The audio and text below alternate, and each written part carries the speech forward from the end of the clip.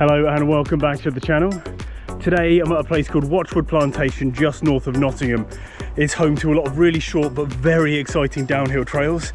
So I'm here to check them out. Let's go.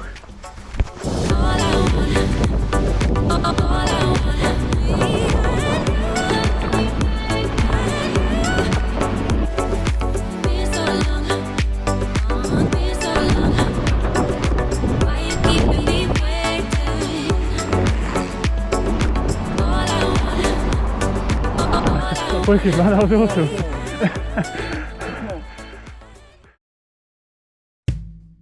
Watchwood has a number of great little trails full of some cool features and exciting lines.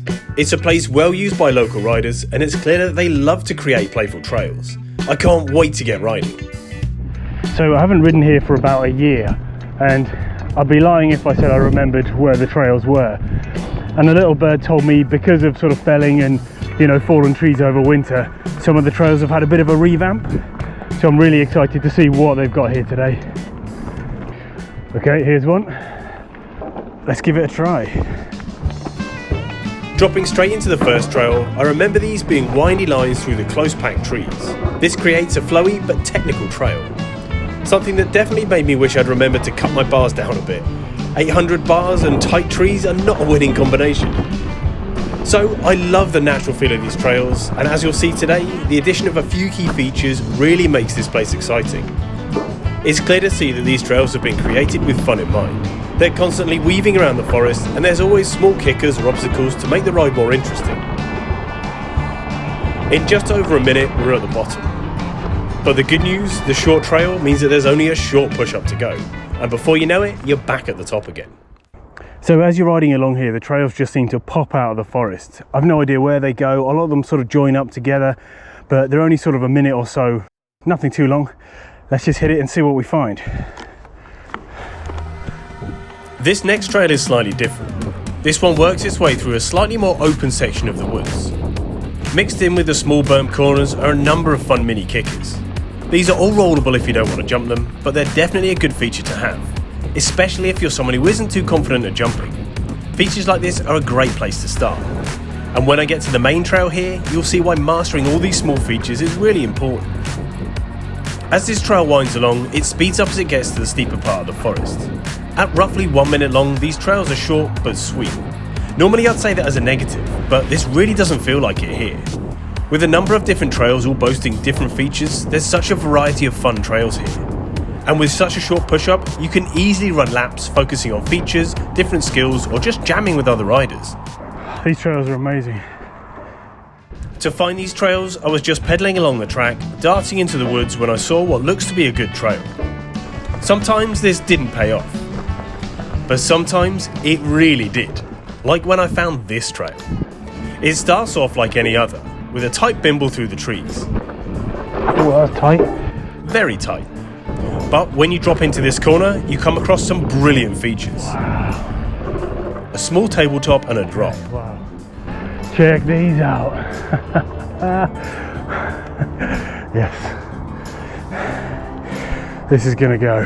Right. So I've just come down and stumbled across this line. Little tabletop. Really fun looking drop down here.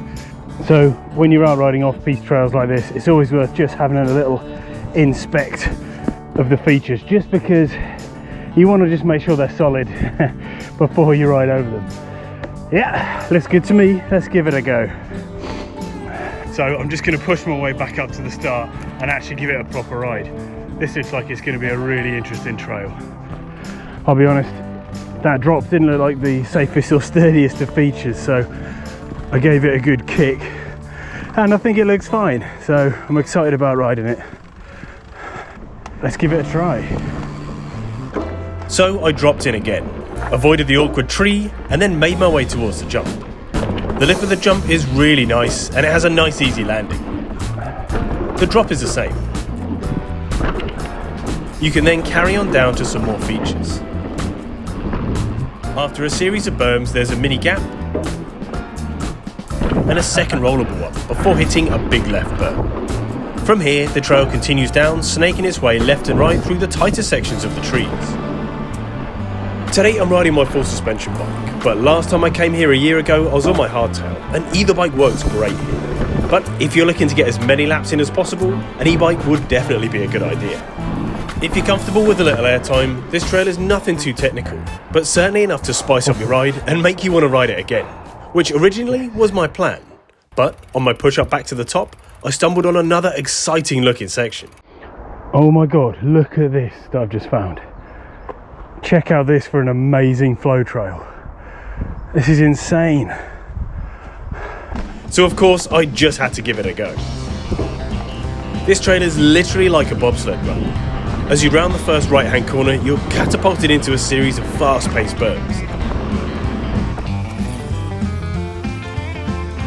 Yes, this place is epic. A really smooth and fun piece of trail. From here, there are a couple of line options that snake their way down to the bottom of the hill, on albeit rougher terrain than the initial section. Like I said, the variety of trail types here is brilliant. One minute you're riding a drop, the next you're weaving through a dugout, and now I'm riding a rutty line to the bottom of the woods. There really is something for everyone, and loads of things to explore. But honestly, these are nothing compared to the excitement of what I found next. So this is the main line here, which I think is called Hannah, and I've heard really good things. Apparently it ends in a bit of a jump park, so this will be a good one to explore. As you're about to see, this is undoubtedly the best trail on the hill, and today is running really nicely. It's a fast and flowing trail with a few jumps and some mega berms. The combination of brilliant flow and exciting features make this the perfect trail. Amazing. You can see how riding all the other trails with their jumps, berms and drops sets you up ready to ride this. It has slightly hip tabletops, mini transfers, and you don't have to work hard to enjoy it. You can just flow down and enjoy the ride. As you get lower down, you come towards this, the small jump area. A maze filled with small gaps and tabletops.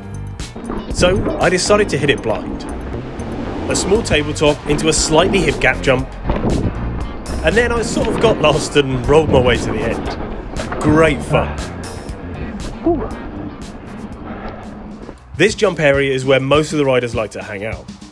There was a great community vibe on the day I went, so I let them show me how it's done. This is a great line, and it's easy to see why everyone loves it so much. Considering this was all hand-built by a few dedicated individuals, this is really impressive. This isn't the steepest or longest hill in the Midlands, but here they've created a better flow trail than any of the big trail centres in the area. It shows what can be accomplished by a group of passionate riders. I could honestly ride this trail all day long.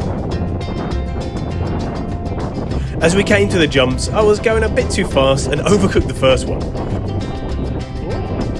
This means that I missed a takeoff for the gap, but eventually managed to get myself back on track to the last jump. An awesome ride. Overshot that one. Wicked, man, that was awesome. So that marks the end of the video. It was great to get a chance to ride with some of the locals today on their amazing trails. I genuinely can't wait to go back. I hope you enjoyed it. Remember to subscribe to the channel, it's completely free, and I'll see you next time.